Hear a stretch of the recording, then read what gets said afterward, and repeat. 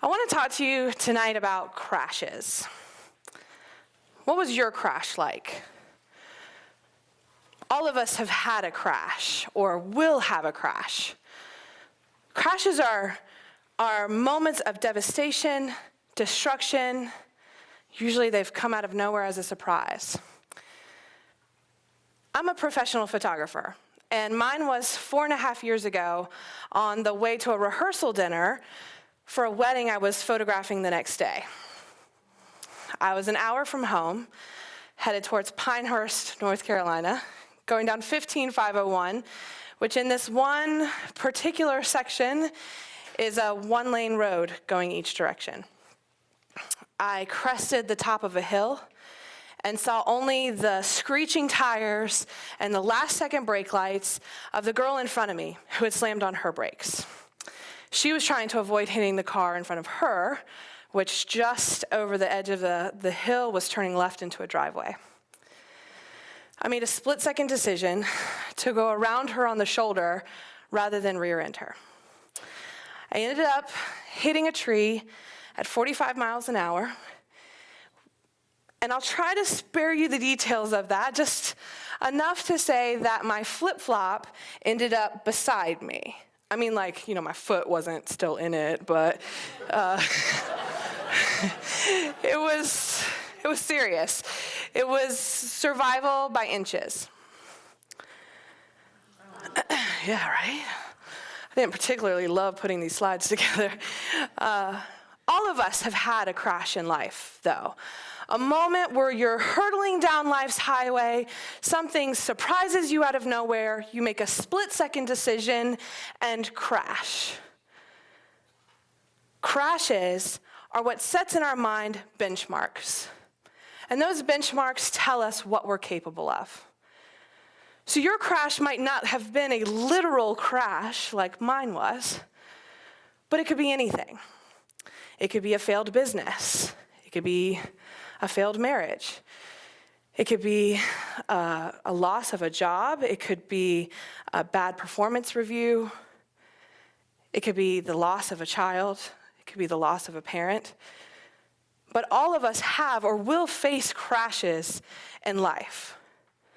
And when we set those benchmarks in our mind, what we're doing is we're saying, I've survived this really difficult thing, and so now I know what I am capable of. We take those benchmarks into ourselves and we use them as a judge for what we can do in the future. So it's not really what doesn't kill us makes us stronger, it's what doesn't kill us makes us braver. Because I am no physically or emotionally or financially stronger because of my crash.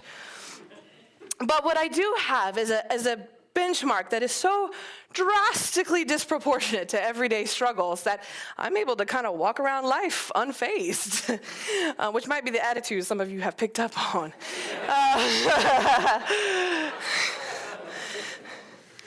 But all of us have had a crash in life. So tonight what I want to do is share my disproportionate threshold for the difficult and painful and embarrassing in hopes that in your own lives, in your personal crashes, you'll remember your strength. So I am laying halfway under my car in a nest of fat, hairy caterpillars, and my horn is honking, and my speakers are blaring classical music, and I'm laying on the ground, and through gritted teeth, I'm going, Jesus, Jesus, Jesus. There was some other words, but Jesus. And I'm being attended to by some, shall we say, uncalendar-worthy local firemen. And I'm not even kidding you, one fully uniformed Boy Scout troop leader. It's true. It might also be a hallucination, but I'm 90% sure that happened. And the following is why I wish I could have all of you have this experience. I mean, not really, but maybe a little. Because when you see you've got a dryer sheet hanging out of the bottom of your pants and your cheeks blush, or you see you have something in your teeth and you've been talking to everyone all day, and you feel so embarrassed, I want to take you by the shoulders and say, one day, they loaded me on a stretcher, and they cut my clothes off, down to the Spanx. Like, beyond the Spanx. And you've probably been through more embarrassing things than a dryer sheet or something in your teeth before, right? So go there.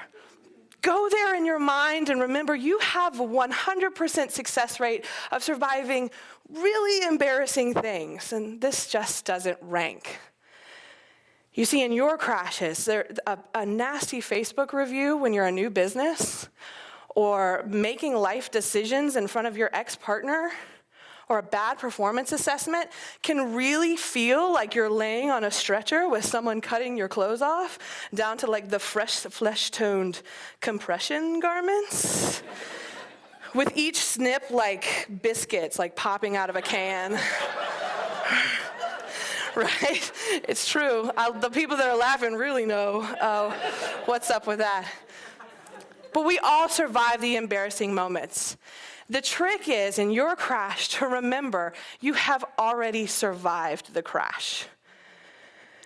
When I got to the emergency room, a team of doctors and nurses surrounded me as soon as I got there. They had scissors and gauze and masks and lights, and I felt so scared. In a room full of people with all eyes on me, I felt totally invisible. And while all the doctors were there trying to treat the problem, and that was their job, they're not there to make small talk with me, I felt so alone. I just wanted my mom. I just wanted to know that someone saw me. But there was one nurse who stands out in my mind, even to this day. I can still picture her. And she just took an extra second to brush my hair out of my eyes and look at me. And in that moment, I realized she was treating a person rather than a problem. In your crashes, in your worst moments, there will be a rush of people that surround you and want to offer you advice or suggestions or opinions, and you can start to feel like you're nothing but a problem for others to pick apart and analyze. You can feel like all eyes are on you and you are totally invisible. But your power in that moment is in remembering that someone will see you. Because you'll survive the crash, and you'll survive the embarrassment, and you'll survive the loneliness. The day after my crash, well, okay, let's talk about the night. Actually, I don't really remember it because they gave me a morphine pump. And I pushed that button more than the A-B buttons on my first Super Nintendo. So I don't really remember much. But I do remember the next day, and the doctor came in, and he said to me that they were going to do surgery to repair my leg where it was broken in 3 places. And I'm going to skip through this slide super quick, so if you're a little skeezy, just turn down. Oh, there's me. Oh, thinking about my crash. Okay, here we go. So my leg was broken in 3 places. And the doctor said to me that in surgery, they actually weren't going to remove all of the broken pieces, that they were going to leave some of them in there as a foundation for the new bone to grow around. And if I was a pastor, I would ask for an amen, because that's the most beautiful fact of life I've ever heard. Your body literally needs the brokenness of your crash as the foundation for your repair. So your crash doesn't require you to wipe it clean or pretend it didn't exist or remove all of the broken pieces. Your power in that moment is in keeping a little bit of the brokenness for yourself as a reminder of how strong you are. And the rubble of your crash will literally become the foundation of your repair. So I was in the hospital for 9 days. Isn't that great? So glad I have that picture. This is literally the moment after a doctor has just come in, my physical therapist, day after surgery, comes in, puts a walker down in front of me and says that I have to stand up. And I laughed like Medea reaching for a gun in her purse. I explained to him how wrong he was, how he must be mistaken. I just had surgery the previous day. I actually really thought that he was wrong. I expected that I would stand again, but not 24 hours after surgery and 36 hours after my crash. But he explained that physiologically, I was capable of standing. And there was no part of me that believed him. But that's what happens in crashes. You take a hit to your confidence. And all of a sudden, everybody who's trying to help and everything you're trying to do to get better, there's still a part of you that thinks in your head, they don't understand what I've been through. If they knew what I had been through, they would not ask me to stand. In fact, I'm not even capable of standing. That fear can be so loud that you feel like people can hear it on the outside. That part of you that says that your brokenness is forever. I did stand up, because check me out. That is some seriously awesome compression wear. I've just put it down on my legs this time. So I did stand again. And after 9 days in the hospital, they transferred me to inpatient rehab, which in the golf town of Pinehurst was like me and half the country club getting new knees, right? Like, they got to keep that stuff right. I especially loved when they would whisper to each other about how awful I looked and speculated quietly about what terrible things must have happened to that young girl over there. I remember physical therapy.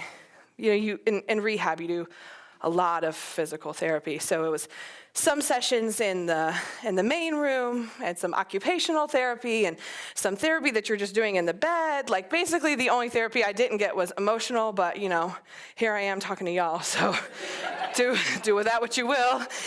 And I remember one of my exercises I had to do was every half hour, I had to look down at my leg and will it to lift. I just had to try to lift my heel just using my quad muscle. And of course, it never moved, at all. And I remember feeling like a magician using telekinesis. I would just stare at it and will it to lift. And it never did. But I realized there was two different types of people in rehab. There was the types of people that saw their brokenness as forever. And then there were the type of people that saw their brokenness as a chance to be made whole, just maybe in a different way. And I realized that even though every time I tried to lift my leg, telekinesis or not, it didn't happen, the only way I could fail, the only way it would be a bad result is if I stopped trying. Sometimes in our worst moments, all we have is our attitude. I never wanted to be one of those girls that dressed up for the gym. But I've got on a tuxedo shirt, so, changes, right? And then I should mention I was there over Easter, so let's see, it's going to pop up. Yeah, right? Look at me now. And so in your moments, in your worst moments, all you have is your attitude. So when you think about your crashes, I want you to think about how you phrase them. So did you lose your job, or are you expanding your circle of opportunities? Did you have a terrible fight with your husband, or are you expanding your circle of honesty? Are you broke or temporarily out of cash? And in my case, do you have a broken leg, or are you titanium? I will say this, the first night in the hospital, I never thought that I would get to the point that I could reflect back with you on this. And I remember one thing, the last thing, was how much I wanted to go home. At the end of being in the hospital for 2 weeks, there was nothing that I wanted more than my own couch and pants off, dance off, which is what we like. It's just t-shirt style. You're just chilling. And there was nothing I wanted more than to go home. And so I actually spoke to my nurse, and I said, is there a list of things that I can do, because I was a good Cary Academy student, is there a list of things, is there a rubric that I can follow that means I'll get to go home. And there actually was. She said I had to do 3 things. First thing I had to do was poop. Hence the only time in my life I have ever placed a celebratory phone call after a bowel movement. Second thing I had to do was walk up the hallway and back with my walker. And then I had to climb 2 stairs and down 2 stairs. I went into physical therapy the next morning determined to do the stairs. And unfortunately, my morning ended in tears. I cried all the way through lunch. And then I tried again that afternoon. And I got to go home the next day. In our worst moments, in our worst crashes, you have to remember you will survive the crash. You'll survive the embarrassment and the loneliness. And in this case, sometimes, after a really hard time, you'll get to go home again. My very first night in the hospital, the doctor said to me, there is no complete recovery from an accident like this. And he was right. We never emerge from our worst moments unscarred. But what doesn't kill us makes us braver. So while you might not walk away from the scene of your accident, you will stand again. And even if you feel embarrassed, you'll learn to laugh at yourself. Your broken pieces will become the foundation of your biggest success yet. Thank you so much.